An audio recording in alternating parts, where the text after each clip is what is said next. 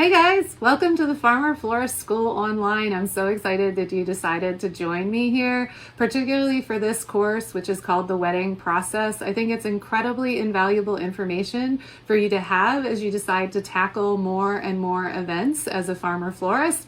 Even if you're not growing your own flowers right now, I'm still excited that you're here for this course to learn about how to manage weddings on the back end.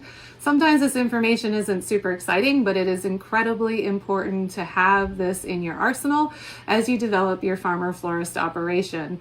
And just so you know what my background is, and we've flowered over 500 events at Love and Fresh Flowers in the past 12 years.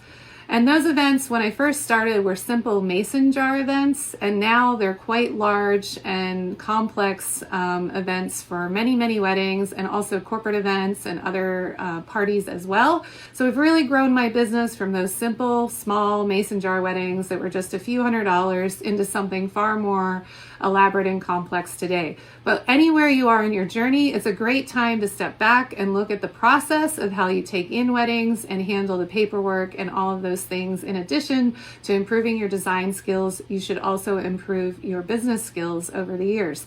So come along with me. We're going to have a really good time during this course, and I hope you learn a lot. So let's get started.